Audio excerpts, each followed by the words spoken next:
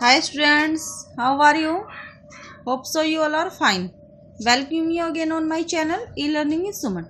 Today we will discuss about 12th class book Flamingo first chapter the last lessons NCERT questions. जो भी इसके last में question दिए गए आज हम क्या करेंगे, जो NCERT के आपके क्वेश्चंस हैं लास्ट लेसन में वो हम सारे डिस्कस करेंगे लाइन बाय लाइन और अच्छे से आपको समझ भी आएंगे क्योंकि मैं हिंदी में एक्सप्लेनेशन करूँगी। हिंदी में एक्सप्लेनेशन में इनकी दूंगी आपको। What was French expected to be prepared with for school that day? Question जो फर्स्ट है हमारा उसमें है कि फ्रेंच को क्या उस दिन जब वो जाता है स्कूल तो क्या एक्सपेक्टेशन की थी, जो टीचर ने इसे प्रिपेयर्ड करने के लिए दिया था, क्या प्रिपेयर्ड करने के लिए दिया था और क्या एक्सपेक्टेशन थी कि जाके स्कूल में उसके साथ क्या होने वाला है। That day French was expected to be prepared with participles. जो उसकी एक्सपेक्टेशन थी वो किसके बारे में थी, वो थी पार्टिसिपल्स के बारे में, कि टीचर है जाते ही उसको पार्टिसिपल्स के बारे में पूछेंगे। Because mister हैमल had said that he would question them on participles, क्योंकि पहले दिन पार्टिसिपल पे क्वेश्चन तैयार करने के लिए उन्हें दिए गए थे। French did not know anything about participles, लेकिन फ्रेंच जो था वो पार्टिसिपल्स के बारे में एक वर्ड भी नहीं जानता था। नेक्स्ट क्वेश्चन है हमारा, what did French notice that was unusual about the school that day. What did Franz notice that was unusual? देखो जब वो स्कूल जाता है, हमने स्टोरी इसकी अच्छे से रीड की है लास्ट लेसन की, हमारी क्या स्टोरी है। जो फ्रेंच और जो फ्रांस है और जो पर्सिया है जिसके साथ जर्मनी भी है, उनके बीच युद्ध चल रहा, फर्स्ट वर्ल्ड वॉर का ये टाइम है। जो फ्रांस और पर्सिया के बीच युद्ध चल रहा है तो पर्सिया ने फ्रांस पर कब्जा कर लिया है, फ्रांस के दो शहरों अल्सेस और लोरेन पर। तो यहाँ पर जब फ्रेंच स्कूल जाता है तो उसे क्या अनयूजुअल क्या दिखाई देता कि आज कुछ स्ट्रेंज सा लग रहा है स्कूल में। क्या नोटिस किया उसने। Usually when school began there was a great bustle which could be heard out in the street. अब देखो डेली जब स्कूल जाते हैं तो बच्चों की आवाज़ से बच्चों का शोर होता है, ठीक है, ग्रेट बस्टल होता है, नॉइज होता है वहाँ पर, और जो इसे हम स्ट्रीट में भी थोड़ी दूर सुन भी सकते हैं। But it was all very still that day. लेकिन जब वो उस दिन स्कूल जाता है तो क्या होता है, उस दिन बिल्कुल स्टिल है, चुप, क्वाइटनेस है वहाँ पर, बिल्कुल पीसफुल एनवायरनमेंट था। Everything was as quiet as Sunday morning. जैसे अब संडे को स्कूल नहीं खुलता, बच्चे नहीं जाते स्कूल, तो क्या है वहाँ पर साइलेंट एनवायरनमेंट होगा बिल्कुल। तो साइलेंस था वहाँ पर, हर जगह बिल्कुल क्वाइट था संडे मॉर्निंग की तरह। देयर वाज नो ओपनिंग और क्लोजिंग ऑफ डेस्क। उस दिन कोई भी डेस्क की आवाज़ नहीं थी ओपनिंग क्लोजिंग की। His classmates were already in their places. और सारे क्लासमेट्स जो थे उसके अपने बेंचेज पर बैठे हुए थे।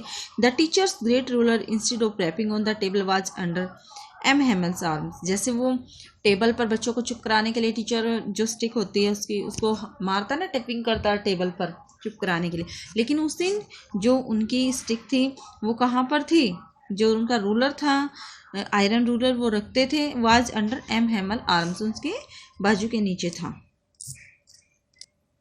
तो ये क्या थी, ये अनयूजुअल थिंग्स थे, स्ट्रेंज थिंग्स थे उस दिन। What had been put up on the bulletin board. अब जब वो स्कूल जा रहा होता है तो रास्ते में बुलेटिन बोर्ड पड़ता है और उस बुलेटिन बोर्ड पर क्या था, क्या लिखा हुआ था, तब उसने जल्दी में नहीं पढ़ा था, लेकिन जब वो स्कूल जाता है उससे सारी बात समझ आ जाती है कि क्या लिखा था उस दिन। For the last 2 years all the bad news had come from the bulletin board. An order had come from Berlin to teach only German in the schools of Alsace and Lorraine. The German had put up this notice on the bulletin board. अब देखो जो 2 साल से था सारी bad news जो थी वो उस बुलेटिन बोर्ड पे ही लिखी जाती थी। जो पर्सिया से ऑर्डर आते थे वो सारे कहाँ पर लिखे जाते थे, उस बुलेटिन बोर्ड पर। युद्ध से संबंधित जो जानकारी होती थी वो सारी उस बुलेटिन बोर्ड पर लिखी जाती थी। और वहाँ से एक ऑर्डर आया था बर्लिन से कि बर्लिन से ऑर्डर आया था कि जर्मन लैंग्वेज टीच कराई जाएगी अल्सेस और लोरेन के स्कूलों में कल से। The Germans had put up this notice on the bulletin board. और जर्मनी के लोगों ने ये जो जर्मन से उन्होंने ये न्यूज़ जो थी ये नोटिस जो था उस बुलेटिन बोर्ड पर लिखवाया था। अभी हमारे क्वेश्चन है, what changes did the order from Berlin cause in the school that day. अब जो बर्लिन से ऑर्डर आया था उसकी वजह से स्कूल में क्या क्या चेंजेस थे, क्या क्या बदलाव आए थे। M Hamel had put on his best dress, उन्होंने आज अपनी बेस्ट ड्रेस डाली हुई थी। His beautiful green coat, his frilled shirt and little black silk cap all embroidered. अब जो उन्होंने फ्रिल्ड शर्ट थी उनकी और जो लिटिल ब्लैक सिल्क कैप थी वो डाली हुई थी, ऑल एम्ब्रॉयडर्ड जो पूरी कढ़ाई की थी। मतलब जो वो ड्रेस डाली हुई थी जो ओकेजनली वो डालते थे, कभी कोई पार्टी वगैरह होती या फिर स्कूल का जो प्राइज डिस्ट्रीब्यूशन का फंक्शन होता था उसमें वो डालते थे। The whole school seem so strange and solemn, बिल्कुल पूरा स्कूल जो था स्ट्रेंज लग रहा था, सोलेमन गंभीर लग रहा था, बिल्कुल ऑन द सीरियस, गंभीर। सोलेमन क्या होता है? Serious. On the back benches that were always empty, और क्लास में जो बैक बेंचेस थे, लास्ट वाले जो बेंचेस थे वो हमेशा बच्चे कम होने की वजह से खाली रहते थे। द एल्डरली, वो आज क्या थे, उन पर कौन बैठे हुए थे? The elderly village peoples were sitting quietly like the kids, वो भी बच्चों की तरह जो गांव के बड़े बूढ़े थे वो उन पर बैठे हुए थे। ये जो बात थी ये थे बर्लिन के जो ऑर्डर आने के कारण स्कूल में ये चेंजेस आए थे। How did French feeling about M Hamel and school change? अब जैसे पहले जो उनकी फीलिंग थी फ्रेंच की हेमल के बारे में, आज वो कैसे चेंज हो गई थी and school change. French come to know that, जो फ्रेंच स्टूडेंट है, French came to know that it was the last lesson in French that M Hamel would give them. अब फ्रेंच को ये मालूम होता है, ये जानता हो कि आज लास्ट लेसन है एम हेमल का जो कि वो फ्रेंच में दे रहे हैं। From the next day they will be taught only German, और इसके बाद वो स्कूल में क्या उन्हें क्या पढ़ाया जाएगा? German language. Then he felt sorry for not learning his lesson properly, और आज उसे क्या होता है? सॉरी फील होता है कि कभी उसने अपने जो लेसन थे वो प्रॉपरली लर्न ही नहीं किए। His books which सेम्ड innocence and burden earlier were now old friends, अब जो बुक्स थी जो पहले क्या लगती थी उसे बोझ लगती थी, ठीक है। Earlier were now old friends, अब वो उसे अपनी पुरानी मित्र नजर आ रही हैं। His feeling about M Hamel also change, और उनकी जो हेमल के बारे में कि स्ट्रिक्ट टीचर है, बहुत बुरा टीचर है, वो फीलिंग भी आज चेंज हो गई थी। He forget all about his ruler and how cranky he was, और मतलब आज वो सब कुछ भूल गया था कि वो किस प्रकार रूड बिहेव, मतलब ऐसा लगता है ना टीचर किस स्ट्रिक्ट बिहेव करते हैं, टीचर रूलर से उनकी पिटाई करते हैं, तो जो उनकी फीलिंग थी वो एम हेमल के बारे में चेंज हो गई थी। आज वो उन्हें पुअर मैन बोल रहे थे, आया ना चैप्टर में बार बार पुअर मैन, बेचारा आदमी। The people in this story, ये हमारे अंडरस्टैंडिंग द टेक्स्ट हैं। जो अंडरस्टैंडिंग द टेक्स्ट है ये वैल्यू बेस्ड क्वेश्चन में भी आते हैं। The people in this story suddenly realise how precious their language is to them. What shows you this? Why does this happen?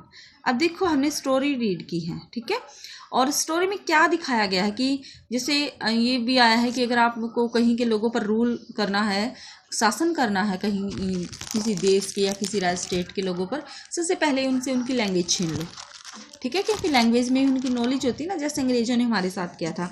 तो इस क्वेश्चन में भी यही पूछा गया, the people in this story suddenly realise how precious their language is to them, कि लोगों को ये एहसास कैसे हुआ, ये रियलाइज कैसे कि उनकी लैंग्वेज उनके लिए कितनी कीमती थी, precious. What shows you this? Why does this happen? ऐसा क्यों हुआ था उनके साथ? M Hamel told the students and villagers that henceforth only German would be taught in the school of Alsace and Lorraine.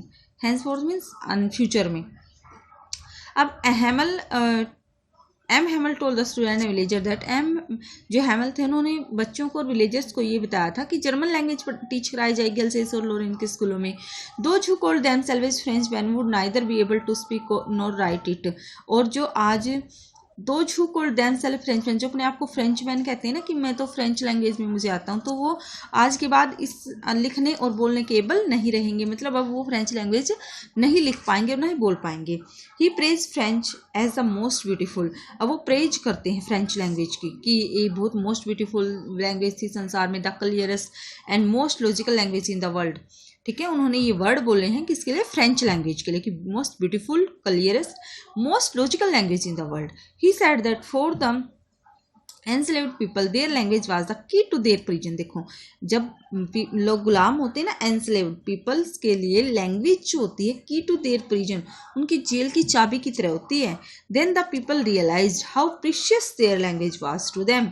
आज उनको यह एहसास हुआ है कि उनकी लैंग्वेज कितनी प्रीशियस, कीमती है उनके लिए। This shows people's love for their own culture, traditions and countries. मतलब ये क्या दिखाता है, लोगों का अपने ओवन कल्चर, अपनी संस्कृति के प्रति प्यार, ट्रेडिशन जो अपने रीति रिवाज परंपराएं जो अपनी लैंग्वेज में है, एंड कंट्री और अपने देश के प्रति प्यार को दिखाता है। Pride in one's language reflect pride in the motherland. और अपनी लैंग्वेज पर हमें गर्व होता है ना, language reflects pride in the motherland, अपनी मातृभूमि पर गर्व महसूस होता है। French things will they make them sing in German even the pigeons. मतलब पिजन जो कबूतर होते, जब उन फ्रेंच की जो नज़र है वो पड़ती है पिजन्स पर, तो वो कहता है कि क्या जो जर्मन पीपल्स हैं, जो जर्मन से ऑर्डर आएगा कि इनको भी, पिजन को भी ये बोला जाएगा कि वो जर्मन लैंग्वेज में कूड करें, कुकाएं, मतलब बोले। व्हाट कुड दिस मीन, इसका मीनिंग क्या है। This comment of French shows a French man's typical reaction to the impositions of learning German. The language of the conquerors being deprived of the learning of mother tongue would mean cutting off all bonds with motherland. Teaching the pigeons to sing in German indicates how far the Germans would go in their attempts of linguistic chauvinism.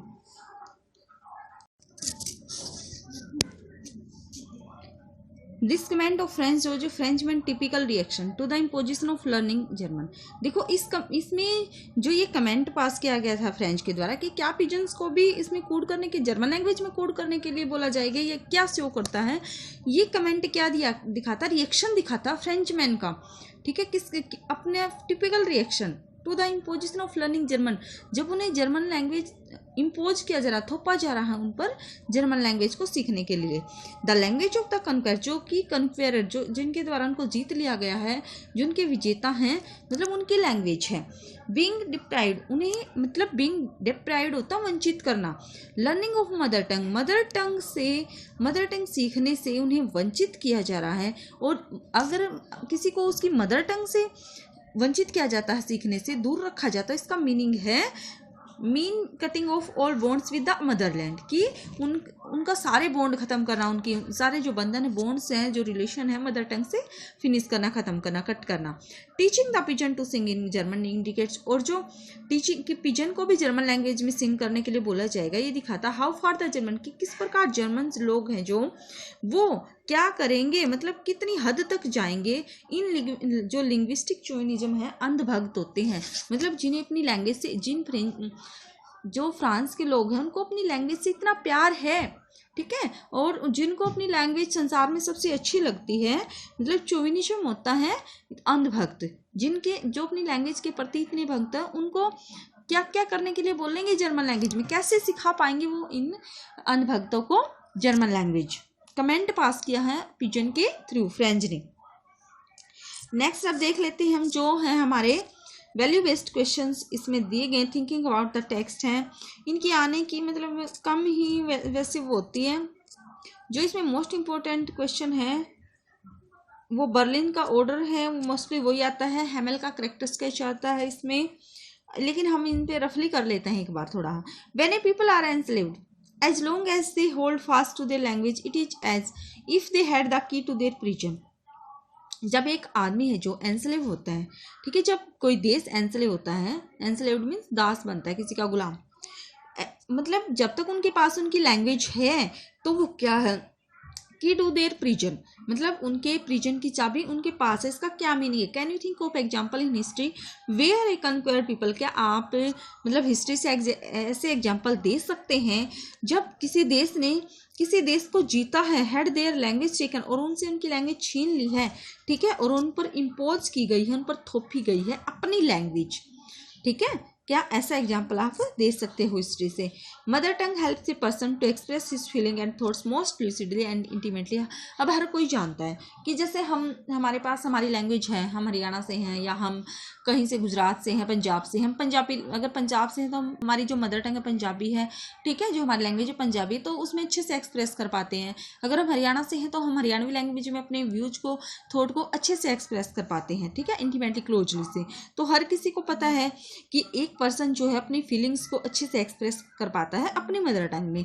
कन्क्वेरर try to subdue and control the people. और जो देखो जो कन्क्वेरर होते हैं, जो एक देश को, जो दूसरे देश को जीत लेते हैं, तो वो क्या करते हैं, एनस्लेव टेरिटरी मतलब सबड्यू और कंट्रोल, वश में करने के लिए और कंट्रोल करने के लिए वो क्या करते हैं, एनफोर्सिंग मैनी मेजर्स, बहुत सारे तरीके वो अपनाते हैं। और लैंग्वेज छीन लेना या अपनी लैंग्वेज उन पर थोपना, ये भी उन तरीकों में से एक है। Such as use of force to crush dissent and imposing their own language on them. अपनी लैंग्वेज उन पर थोपी जाती है और उनसे उनकी लैंग्वेज छीन ली जाती है। जैसे भारत में ये हुआ था कि जैसे जो एग्जाम होते थे उनका मीडियम इंग्लिश बना दिया गया था, ठीक है, ताकि भारतीय इंग्लिश मीडियम में एग्जाम न दे पाए और उस एग्जामिनेशन को ओनली ब्रिटिश ही, मतलब ऊंचे पदों पर ओनली ब्रिटिश ही नियुक्त हो सके। क्योंकि अगर उसका हिंदी लैंग्वेज मीडियम होता उस एग्जाम का, तो भारतीय उसमें बढ़ चढ़ कर भाग लेते, ठीक है, और वो अच्छे से मतलब अच्छे मार्क्स लाते और उच्च पदों पर जो थे, हायर रैंकिंग वाले जो पोस्ट थी, उन पर इंडियन नियुक्त होते। लेकिन अंग्रेजों ने ऐसा नहीं किया और उसका माध्यम क्या बना दिया, इंग्लिश मीडियम बना दिया। तो मतलब क्या है, अपनी लैंग्वेज सौंपी उन्होंने, ठीक है, और भारतीयों से उनकी लैंग्वेज छीनी। From time immemorial and victorious nation have imposed their own language on the conquered people and taken away their own language from them। और ऐसे ही बहुत सारे मतलब एग्जाम्पल हैं यहाँ पर कि कन्क्वेयर्ड के द्वारा अपनी लैंग्वेज इम्पोज की गई है लोगों पर और उनसे उनकी लैंग्वेज छीन ली गई है। The Romans conquered many part of the Europe. और जो रोमन्स कन्क्वेयर्ड हैं थे यूरोप के बहुत सारे भागों में, replace the local language by there own language. उन्होंने क्या किया था, जो रोमन्स थे उन्होंने अपनी लैंग्वेज लोगों पर थोपी थी और उनसे उनकी लैंग्वेज छीन ली थी। Latin, there own language Latin. Later on Spanish, Portuguese, Italian, French developed from Latin. The Muslim invaders impose Arabic and Persian in the countries of Asia overpowered them. अब जो मुस्लिम इन्वेडर्स थे, जो मुगल थे, मतलब मुस्लिम इन्वेडर आक्रमणकारी थे, उन्होंने भी अरेबिक और Persian in the countries of Asia, Asia के बहुत सारे मतलब कंट्रीज में वो क्या अपनी लैंग्वेज लेके आए थे, अरेबिक और Persian. In many Arab country the local religion and language have despaired. अब बहुत सारे ना अरब कंट्री वहाँ के जो लोकल रिलीजन लैंग्वेज थी वो डिस्पेयर्ड हो गई थी, क्योंकि जो आक्रमणकारी आते थे वो अपनी लैंग्वेज उन पर थोपते थे। In India in new language Urdu developed from the mixture of Persian and Hindi. Hindi और जैसे हमारी लैंग्वेज हिंदी थी, तो जो मुस्लिम इन्वेडर आए वजह से वो पर्सियन लेके आए, ठीक है, और उन्होंने क्या किया, मतलब पारसी, जो पारसी और हिंदी के मिक्सर से क्या बनी है, उर्दू लैंग्वेज का विकास हुआ था। नेक्स्ट क्वेश्चन है, what happened A linguistic minority in A state, how do you think they can keep their language alive. For example, अब देखो मान लो लिंग्विस्टिक माइनॉरिटी है, जैसे अब हम कहते हैं लिंग्विस्टिक माइनॉरिटी मतलब अल्पसंख्यक, लैंग्वेज भाषाई अल्पसंख्यक जो हैं, ऐसे स्टेट हैं, उनके साथ क्या हैपन होता होगा वहाँ पर, ठीक है। How do you think they can keep, क्या वो अपनी लैंग्वेज को कैसे बचाए रख सकते होंगे, या अपने व्यूज वो अपनी लैंग्वेज में कैसे देते होंगे। जैसे पंजाबीज इन बेंगलोर, ठीक है, अब कुछ लोग हैं बेंगलोर में जो पंजाबी हैं, तमिल्स इन मुंबई, कन्नड़ीज इन दिल्ली, गुजराती इन कोलकाता, मतलब कोलकाता में कुछ लोग गुजराती है, ठीक है, वो गुजराती लैंग्वेज बोलते हैं, तो उनके साथ कैसा बिहेव होता होगा। The linguistic minority in any state is easily marked and faces the same discriminations as the religious, social और एथनिक माइनॉरिटीज़। अब देखो जो भाषाई अल्पसंख्यक हैं उनके साथ भी ऐसा ही बिहेव होता है, इजली मार्क्ड, और वो भी ऐसे ही क्या फेस करते हैं, डिस्क्रिमिनेशन, भेदभाव। डिस्क्रिमिनेशन क्या होता है, डिस्क्रिमिनेशन भेदभाव, जैसा कि धार्मिक अल्पसंख्यक के साथ होता है, रिलीजियस, सोशल, ये सामाजिक अल्पसंख्यक हैं। There is however a pronounce differences in the treatment meted out and the level of acceptance displayed by the majority community in that religion city. Some cities like Delhi, Mumbai are cosmopolitan in outlook।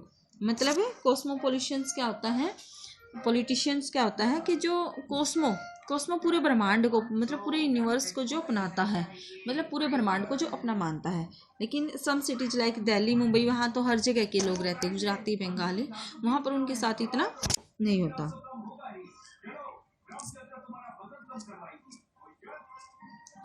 The linguistic humanity tries to preserve its identity through an intimate contact, interactions and preservations of their language in social get-togethers, family functions and festivals of their own region. Adherence of social customs and traditions in family gathering, group meetings of women also promote to the unity between members of the linguistic minority. In short, they create a mini Punjab in Bangalore, mini Chennai in Mumbai, mini Bangalore in Delhi and mini Surat in Kolkata. ये इतना important नहीं है। हम अगला question देखते हैं। Is it possible to carry pride in one's language too far? Do you know that linguistic chauvinism means? अब linguistic chauvinism का मीनिंग मैंने पीछे भी बताया था कि अपने लैंग्वेज से इतना प्यार, ठीक है, और it is possible to carry pride in one's language too far, और जो अपने लैंग्वेज पे इतने हम गर्व फील करते हैं, इतनी अच्छी मानते हैं, उनको उससे दूर कैसे किया जा सकता है? तो आपसे यहाँ लिंग्विस्टिक चोविनिज्म का मीनिंग पूछा गया है। Linguistic chauvinism means an aggressive and unreasonable belief that your own language is better than all others. मतलब ये मानना, लिंग्विस्टिक चोविनिज्म का मीनिंग क्या है कि ये मानना कि हमारी लैंग्वेज ही सबसे बेटर है संसार में, दूसरी लैंग्वेज के मुकाबले हमारी लैंग्वेज जो है बिल्कुल अच्छी है, सबसे बेटर है। दिस शोज एन एग्रेसिव, मतलब ये मानना, एक तो बस हाँ कि भाई अच्छी है हमारी लैंग्वेज, लेकिन एक एग्रेसिव रूप से, unreasonable. This shows an excessive और prejudiced support for one's own language, अपने ये पूर्वाग्रह को दिखाता है। प्रेजुडिस क्या होता है? पूर्वाग्रह अपनी लैंग्वेज के प्रति कि बिना तर्क किए कि हाँ क्या अच्छा है या क्या बुरा है उसमें, ठीक है, बस ये मानना कि हाँ मेरी लैंग्वेज सबसे अच्छी है। Sometimes pride in one's own language goes too far and the linguistic enthusiast can be easily identified by their extreme zeal for the preservations and spirit of their language. In their enthusiasm, love and support for their own language, they tend to forget that other languages to have their own merits. देखो मतलब अपनी language के प्यार में ना लोग कुछ ये भूल जाते हैं कि जो अदर्स लैंग्वेज हैं वो भी कुछ मेरिट्स रखती है। Other language have their own merits, long history of art, culture and literature behind them. Instead उनके पीछे भी उनकी हिस्ट्री है, लिटरेचर है, मतलब अदर्स लैंग्वेज भी है जो इतनी इंपॉर्टेंस है, इतनी इंपॉर्टेंस वो रखती है, इतनी ही इंपॉर्टेंट है जितनी हमारी लैंग्वेज है, उनके अंदर भी कुछ वैल्यूज़ हैं। Instead of bringing unity and winning our others as friend, having excessive pride in one's own language creates ill will and disintegrations। मतलब अपनी लैंग्वेज के प्रति इतना प्रेम है ना जो बुराई मतलब इल विल पैदा करती है, और डिसइंटीग्रेशन ये है जो एकता के लिए खतरा है। The stiff resistance to the acceptance of Hindi as national language by the southern state of India is a direct outcome of the fear of being dominated by Hindu enthusiasts। मतलब यही कि हिंदी हमारी नेशनल लैंग्वेज है, ठीक है, by the southern state of India is a direct outcome to the fear. लेकिन जो southern state है वहाँ पर इंग्लिश को ज़्यादा, और जैसे उनकी जो वहाँ पर तेलुगु तमिल लैंग्वेज है उनको ज़्यादा वो इम्पोर्टेंस देते हैं, उनके लिए फियर बना रहता है, ठीक है। The result is that one India remains only A slogans, और मतलब जो हिंदी एंथुसिस्ट हैं वो दिखाते हैं कि हिंदी अच्छी है। The result is that one India, एक भारत होने का जो है, रिमेन्स ओनली स्लोगन, एक स्लोगन ही रह जाएगा। ये नोटिस इसमें दिया गया है चैप्टर में ही, हम जैसे हमारे 12th क्लास में नोटिस आएगा हमारा जो 4 मार्क्स का है, राइट ए नोटिस, आप यहाँ से सीख सकते हो। जैसे इसमें फॉर्मेट भी अच्छे तरीके से दिया गया है। पहले हम जो संस्था होती है, इंस्टीट्यूशन, उसका नाम लिखते हैं, फिर नोटिस लिखते हैं, फिर जिसपे हमारा जो सब्जेक्ट होता है जिसपे हम लिख रहे हैं अपॉर्चुनिटीज आफ्टर SSC। अब देखिए इसमें ये नोटिस दिया गया है जो आपके बुक में है, ये पीछे जो आपका NCERT है बैक एक्सरसाइज है उसमें ये नोटिस है, आप यहाँ से देख लेना। अब है शॉर्ट आंसर टाइप जो क्वेश्चन है इस चैप्टर के, एक्स्ट्रा क्वेश्चन हम बोल सकते हैं। जैसे हमने लॉन्ग वैल्यू बेस्ड क्वेश्चन किए हैं, और जो एक्स्ट्रा क्वेश्चन है जैसे टीचर लेसन टीच करा देता है, उसके बाद वो कहता है कि आपको ना क्वेश्चन इसमें से बना के लेके आने, तो यहाँ से आप हेल्प ले सकते हो। Y do you think was little French afraid of being scolded? जो लिटिल फ्रेंच था वो क्यों डरा हुआ था बीइंग स्कोल्डेड, कि डांटा जाएगा।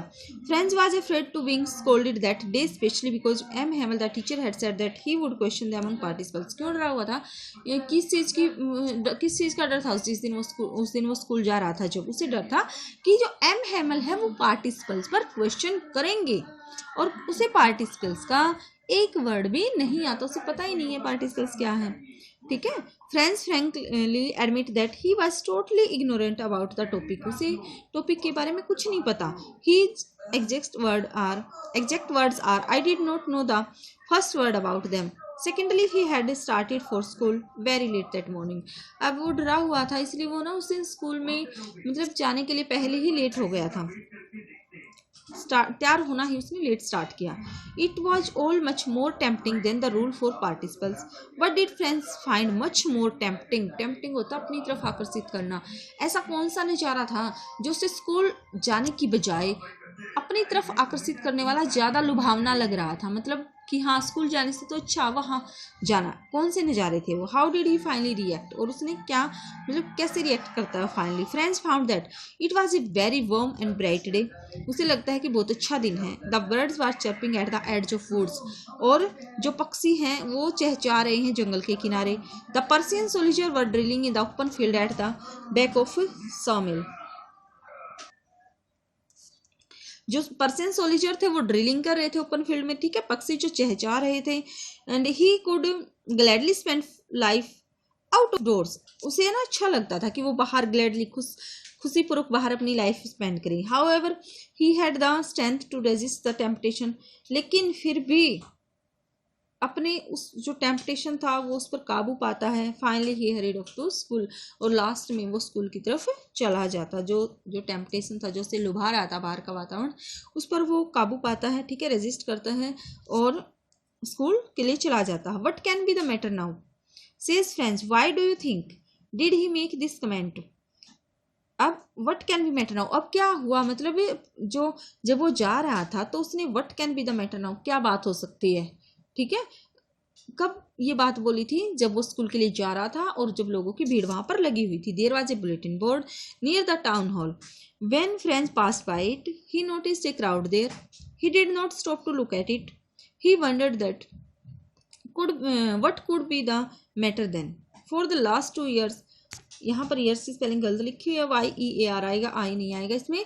They had received all the bad news from the bulletin board, the last battle, और जो कंस्क्रिप्शन था, and the order of the commanding officer. अब जहाँ पर जैसे जो भी ऑर्डर आता था ना, ऑफिसर के लिए ऑर्डर आता या फिर कोई भी बैड न्यूज़ थी, वो सारी उस बुलेटिन बोर्ड से ही आई थी। इसलिए जब वो जाता है स्कूल तो वहाँ पर भीड़ लगी हुई थी, ठीक है, और उसको देखकर ये लगा था what could be the matter now, मतलब अब यहाँ पर क्या घटित हुआ होगा कि वो लड़ाई हारे थे। वो भी न्यूज बुलेटिन बोर्ड से ही आई थी, सारी बैड न्यूज इस बुलेटिन बोर्ड से ही मिली थी उन्हें।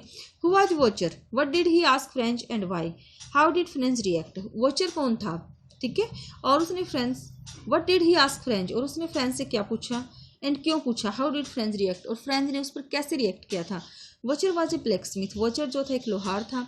ही was reading the test bulletin, और वो अभी अभी बुलेटिन बोर्ड को पढ़कर आया था। He ask French not to go to so fast at to school, इसलिए उसे कहता है कि इतनी तेजी से इतने भाग कर स्कूल मत जाओ। He added that the little boy would get to his school in plenty of time, और उसने बोला कि अभी स्कूल जाने में बहुत टाइम है।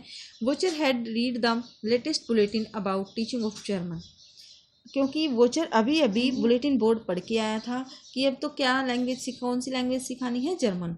French thought that the blacksmith was making a fun of him, और फ्रेंच को ये लगा था कि जो ब्लैक स्मिथ है वो उस पर उसका मजाक उड़ा रहा है। सो ही रेन टू द स्कूल, इसलिए वो स्कूल की तरफ भागा। एंड रीच देयर ब्रीथलेस, भाग लिया बिना मतलब सांस को रोक के ऐसे। What was the usual scene when Franz school began in the morning, क्या सीन होता था, मतलब डेली का क्या सीन होता था जब वो स्कूल जाता था। Usually when the school began, जब स्कूल स्टार्ट होता, देर वाज ए ग्रेट बस्टल, वहाँ बहुत शोर होता था। The noise could be heard out in the school, student open and close their desk, आवाज़ जो थी स्ट्रीट स्कूल के बाहर भी सुनी जा सकती थी। जो स्टूडेंट्स थे जैसे डेस्क को खोलते बंद करते, they repeated the lessons together very loudly, जैसे वो अपना लेसन दोहरा रहे होते थे ऊंची आवाज़ में। They kept their hands over their ears to understand better. The teacher would go on rapping the table with his great iron ruler, और जो टीचर था वो टैप करता था टेबल पर, बेंच पर अपने रूलर को। ये सारी आवाज़ें जो थी वो नॉइस पैदा करती थी और हल्ला गुल्ला वहाँ पर होता था, बिल्कुल शोर होता था। ग्रेट हस्टल बस्टल वहाँ पर होती थी जो आज नहीं थी। How had Franz hope to get to his desk, what had he to do and why, जो फ्रेंच था वो क्या सोचकर, मतलब hoped to get his desk, कैसे उसने अपना डेस्क पाया, what had he to do and why, और वहाँ जाकर उसने क्या क्या किया। Franz had hope to get his desk unseen during the commotion but that day it was very quiet, मतलब वो क्या करता था, अपना डेस्क लेता था ना, जैसे टीचर सब अपने काम में लगे होते थे तो ऐसे ऐसे जाना चाहता था किसी का ध्यान न जाए उसके ऊपर, ठीक है। Unseen during the commotion but that day it was very quite, लेकिन आज क्या था, वहाँ पर बिल्कुल चुप क्वाइट था। So Franz had to open the door and go in before everybody, इसलिए उसे सबके सामने ही जाना पड़ा। He blushed as he was late, और उसे शर्मिंदा होना पड़ा, मतलब उसे अपने आप पर शर्मिंदगी फील हुई कि वो क्या है, लेट था आज। He was frightened that the teacher might rebuke him but M Hamel spoke kindly to him that day, उसे वो डरा हुआ था कि टीचर उसे डांटेगा, but M Hamel spoke kindly, लेकिन जो एम हेमल था वो उनसे बहुत प्यार से बातें करते हैं उस दिन। What three things in the school surprised French most that day? तीन चीज़ें कौन सी उसे बहुत ज़्यादा सरप्राइज करती हैं। First, M Hamel the teacher had put on his fine Sunday clothes, कि एम हेमल ने अपने जो संडे क्लोथ्स मतलब डाली हुई थी, beautiful green coat, frilled shirt and the little black silk cap all embroidered, जो उनकी ड्रेस थी वो बिल्कुल आज वो ड्रेस थी जो वो कभी कभी ओकेजनली डालते थे। Secondly, the whole school seemed quite strange and solemn, जो पूरा स्कूल था वो आज स्ट्रेंज और सोलेमन सीरियस लग रहा था। Thirdly, the village people were sitting quietly like school children और the back benches on the back benches that usually remained empty, और आज जो थे एल्डरली विलेजर्स वहाँ पर बैठे हुए थे बेंचेस पर, जो हमेशा बेंचेस खाली रहते थे। ये तीन चीज़ें जो थी स्ट्रेंज थी आज। Why had the villagers come to school that day, उस दिन विलेजर्स क्यों आए हुए थे स्कूल में। हाउ डिड दे लुक, ठीक है, हाउ डिड दे लुक, और वह कैसे नजर आ रहे थे। The villagers had come there to thank M Hamel for the 40 years of faithful service, M Hamel को थैंक यू बोलने आए थे उनकी 40 ईयर्स की सर्विस के लिए। They also wanted to show their respect to the country that was theirs on no more, they were sorry that they had not gone to school more, they were sitting quietly and looked sad, कैसे दिख रहे थे वो आज, ठीक है। अब वो अपने देश के प्रति भी रिस्पेक्ट पे करने आए थे, दिखा रहे थे कि अपने अब उनका देश नहीं रहा, मतलब country that was there no more, अब उनका नहीं रहा। दे वर सॉरी, और वो इस बात पर भी सॉरी फील कर रहे थे वो कभी स्कूल नहीं गए। दे वर सिटिंग क्वाइटली, वो बिल्कुल शांति से और उदासी पूर्ण वहां पर बैठे हुए थे। What a thunderclap these words were to me, which were the words that shocked and surprise the narrator, मतलब थंडर क्लैप बिजली के समान कड़के उस पर ये वर्ड, किस पर, फ्रेंच पर, कौन से वर्ड थे जिन्होंने नरेटर को सरप्राइज और सोक किया। M Hamel the teacher told the children in solemn and gentle tone that it was their last French lesson, जब टीचर ने ये बोला कि बड़े गंभीर स्वरों में, जेंटल टोन में, कि ये आपका लास्ट फ्रेंच लेसन है, henceforth future में only German would be taught in the school of Alsace and Lorraine, the new master would come the next day as that was their last French lesson. He wanted them to be very attentive. The teacher's kind gesture and use of soft words soaked and surprised the narrator, मतलब जब उन्होंने ये बोला है हेमल ने कि ये आपका लास्ट लेसन है, कल से स्कूल में जर्मन लैंग्वेज टॉट कराई जाएगी और न्यू मास्टर आपको स्कूल में आएगा नेक्स्ट डे, ये सारी बातें जो थी ये टीचर कितनी काइंडली मतलब पढ़ा रहा था, ये सारी बातें सोक्ड सरप्राइज थी नरेटर के लिए। How did Franz react to the declaration this is your last French lesson, Franz ने किस प्रकार रिएक्ट किया इस डिक्लेरेशन पर, जब हेमल ने ये डिक्लेयर किया कि ये तुम्हारा फ्रेंच में लास्ट लेसन है। The words appeared startling and unexpected like a thunderclap, बिजली के समान कड़के थे उस पर ये वर्ड, मतलब उसने कभी एक्सपेक्टेशन नहीं थी कि आज उनका लास्ट लेसन है। He now understood why there was a crowd at the bulletin board, अब वो समझ गया था कि बुलेटिन बोर्ड पर भीड़ क्यों लगी हुई थी। Why the village people had come to school, और आज जो एल्डरली पीपल हैं वो स्कूल क्यों आए हुए हैं। Why the teacher was dressed in his Sunday dress, और आज उनका टीचर है जो संडे ड्रेस में क्यों है। And why there was sadness and silence in the school, आज इतनी सैडनेस और साइलेंस क्यों है स्कूल में, वो सारी बातें उसे धीरे धीरे समझ आ रही थी। But tempted Franz to stay away from school, कौन से टेम्पटेशन थे जो हेमल को स्कूल से बाहर भेजते थे, मतलब वो स्कूल क्लास में प्रेजेंट नहीं रहता था उनकी वजह से। Franz was not prepared to the test on participle, ठीक है, जो पार्टिसिपल का टेस्ट था वो तैयार नहीं किया था। The Prussian soldier were drilling in the open field at the back of सॉमिल, सॉमिल के पीछे जो था वहाँ पर पर्सियन जो सोल्जर थे वो ड्रिलिंग कर रहे था। The birds were chirping at the edge of woods, जंगल के किनारे जो थे बर्ड्स थे पेड़ों पर चर्पिंग कर रहे थे। This things tempted him so he hurried off to school, ये जो सारी चीज़ें थी वो उसे टेम्पटेशन अपनी तरफ लुभा रही थी, लेकिन उसने उस पर रेजिस्ट किया और वो स्कूल की तरफ तेजी से दौड़ गया। Who did M Hamel blame for neglect of learning on the part of boy like Franz? M Hamel blame for neglect of learning, मतलब किस किस को उसने ब्लेम किया है कि जैसे एम हैमल जब लेसन करा रहे थे तो उन्होंने उनको बोला कि ओनली तुम्हारी गलती नहीं है फ्रेंच की, मैंने तुम्हें लेसन, मैं भी तुम्हें अपने काम के लिए भेज देता था, तुम्हारे पेरेंट्स भी ये चाहते थे, तो क्यों स्कूल आने की बजाय अपने खेतों में काम करो। ही thought it typical with the people of अल्सेस they would put off learning till tomorrow, parents are not quite an excuse to have their children learn। He thought, वो सोचता था कि ये बड़ी दुख की बात है अल्सेस के लोगों के लिए। दे पुट, वे हमेशा अपने काम को कल पर टालते रहे हैं, वो सोचते थे कि हम कल सीख लेंगे। Parents are not quite an excess, और पेरेंट्स जो थे वो भी अपने बच्चों की पढ़ाई के प्रति ज़्यादा चिंतित नहीं थे। They put them to work on a farm और at the mills in order to have a little more money, वो भी ये चाहते थे कि उनके बच्चे भी मिलों में काम करें और फार्म खेतों में काम करें, पैसा कमाएं, न कि स्कूल जाने की बजाय। The teacher got his flowers watered और gave them a holiday, he too neglected their lesson, इसलिए वो अपना लेसन कर दे। टीचर भी कहाँ भेज देता था, वो कहता कि मैं भी तुम्हें अपने पौधों में पानी देने के लिए, फ्लावर्स में पानी देने के लिए भेज देता था या छुट्टी दे देता था, ठीक है, इसलिए नेग्लेक्टेड करते थे तुम अपने लेसन को। What did M Hamel tell them about French language, what did he ask them to do and why? अब एम हैमल है जो फ्रेंच लैंग्वेज के बारे में क्या बताते हैं। What did he ask them to do, और क्या करने के लिए कहते हैं। M Hamel told them that French was the most beautiful language, French language के बारे में क्या बोला उन्होंने कि जो फ्रेंच लैंग्वेज है वो ब्यूटीफुल लैंग्वेज है संसार में। It was the clearest and the most logical language, he ask them to guard it among them and never forget it, उसने बोला कि हमें इसे हमेशा गार्ड करना है, इट अमंग देम अपने आप में, और इसे कभी भूलना नहीं है। He gave a reason also, उन्होंने एक रीजन भी दिया है। When a people were enslaved, उन्होंने बोला कि हमें अपनी लैंग्वेज को नहीं छोड़ना है। जब लोग क्या होते हैं एनस्लेव, दास हुए थे, as long as they held fast to their language they had the key to their prison, अगर उनके पास उनकी लैंग्वेज है तो अपने व्यूज को एक्सप्रेस कर पाते हैं और उनके प्रिजन की जो की है वो उनके हाथ में ही रहती है अगर उनकी लैंग्वेज उनके पास है। Why were the elders of the village sitting in the classroom, ये क्वेश्चन पहले भी आ चुका है, मैंने कहा है कि एल्डर्स है जो क्लास में क्यों बैठे हुए थे। How did French and other boys enjoy there lesson in writing, French और जो अदर बॉयज थे वहाँ पर उन्होंने किस प्रकार लेसन जो राइटिंग कराई थी एम हैमल ने, किस प्रकार उसको एंजॉय किया।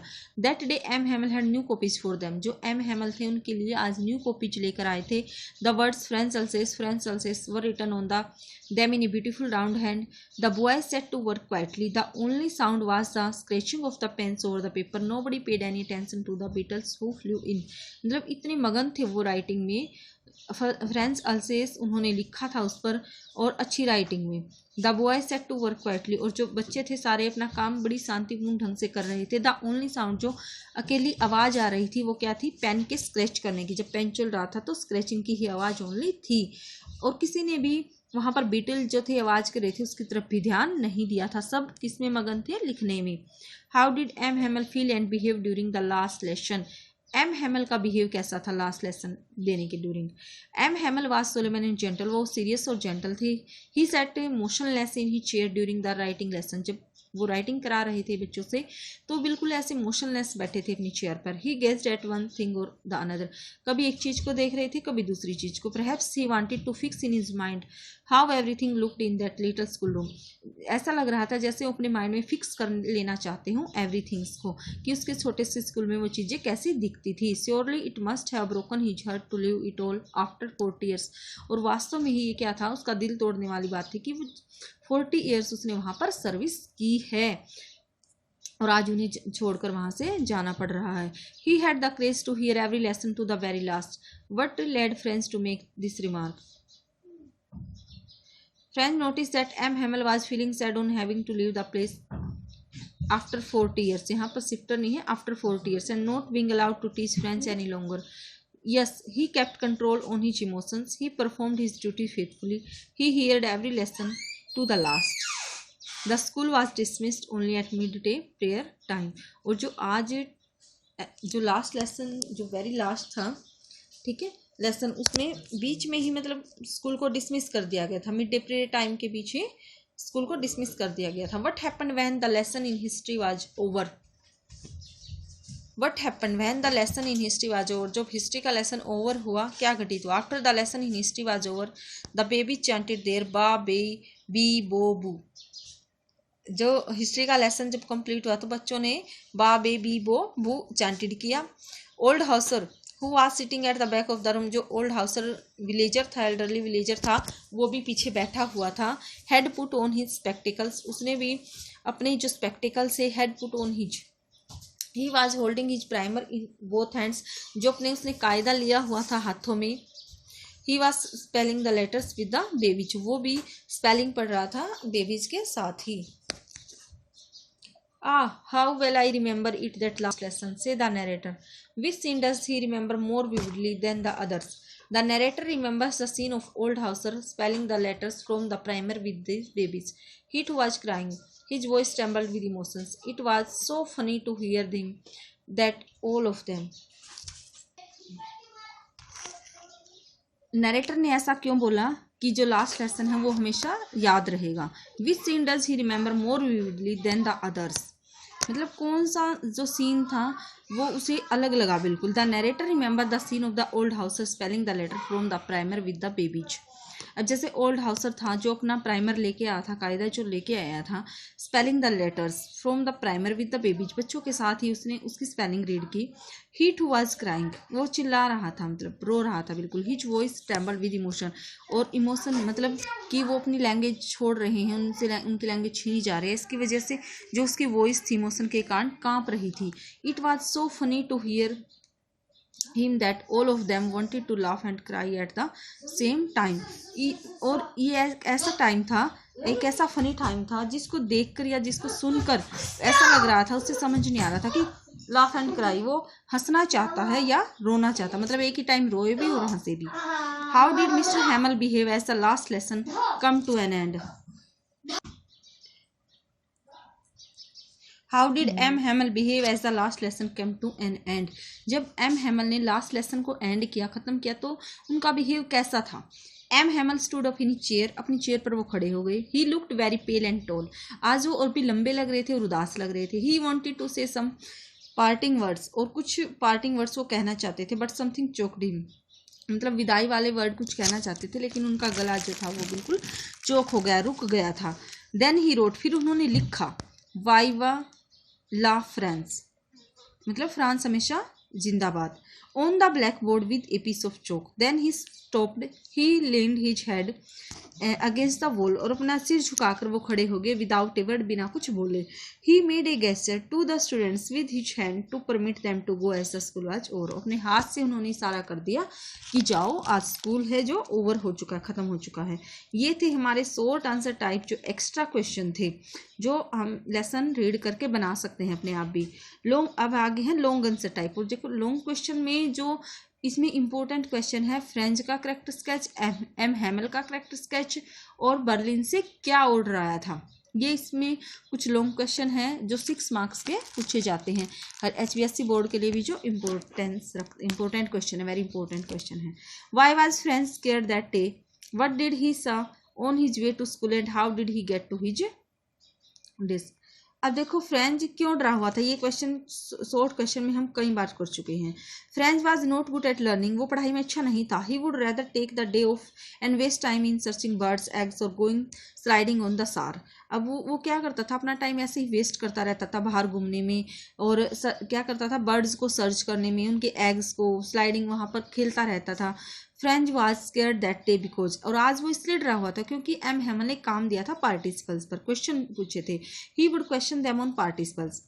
French did not know anything about participle. इसलिए डरा हुआ था, और वो क्योंकि वो पार्टिसिपल्स का एक वर्ड भी नहीं जानता था. He found that the day was warm and bright. अब उसने देखा कि जो डे है वो ब्राइट है, क्लियर है बिल्कुल। The birds were chirping at the edge of woods, और जो बर्ड्स थे वो चिल्ला रहे थे। The Prussian soldier were drilling on the fields, there was a crowd in front of the bulletin board near the town hall. अब school जाते हुए कि ये सीन है उसकी।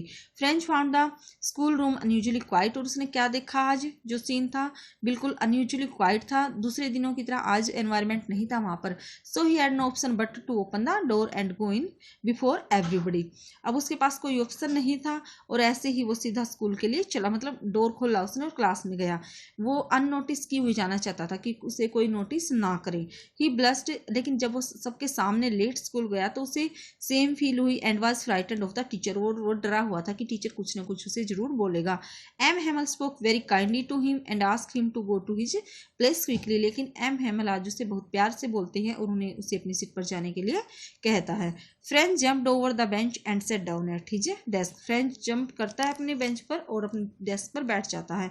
What order had been received from Berlin that day, what effect did have on the life at school, मतलब Berlin से क्या ऑर्डर आया था उस दिन और उस ऑर्डर का क्या इफेक्ट पड़ा था स्कूल लाइफ पर, और जो विलेजर्स थे उनकी लाइफ पर भी क्या इफेक्ट है, ये इंपॉर्टेंट क्वेश्चन इसमें। An order had been received from Berlin that only German would be taught in the school of Alsace and Lorraine. आज जो बर्लिन से ऑर्डर आया था ये था कि जर्मन लैंग्वेज ही टॉट कराई जाएगी अल्सेस और लॉरेंस के स्कूलों में। This order had far reaching effect on the life at school, और इसने फार रीचिंग इफेक्ट डाले थे स्कूल लाइफ पर, जैसे हमने चैप्टर में पढ़ा है। M Hamel who had been teaching French at the village school for the last 40 years would deliver his last lesson that day. 40 सालों से जो एम हेमल थे वो फ्रेंच लैंग्वेज इस स्कूल में टीच करा रहे थे, आज उनका लास्ट लेसन था। It was in honour of the last lesson that M Hamel the teacher had put on his best clothes, उस दिन वो अच्छे कपड़े पहन के आया था। Old man of the village were sitting quietly at the back of the classroom, और जो विलेजर्स थे वो भी आज बैक बेंचेस पे बैठे हुए थे क्लासरूम में। They were sad as well as sorry for they had not gone to school more, और वो भी आज सॉरी फील कर रहे थे, सैड उदास थे कि वो ज़्यादा दिन स्कूल क्यों नहीं गए। They had come to thank the master for his 40 years of faithful service, आज वो स्कूल आए थे उस टीचर को थैंक बोलने उसकी फेथफुल सर्विस के लिए 40 years की। And to show respect for the country that was there no more, और उस देश के प्रति रिस्पेक्ट पे करने जो आज उनका नहीं था, मतलब क्योंकि उस पर किसी और दूसरे देश का अधिकार हो गया था, जैसे कि जर्मन पर्सिया।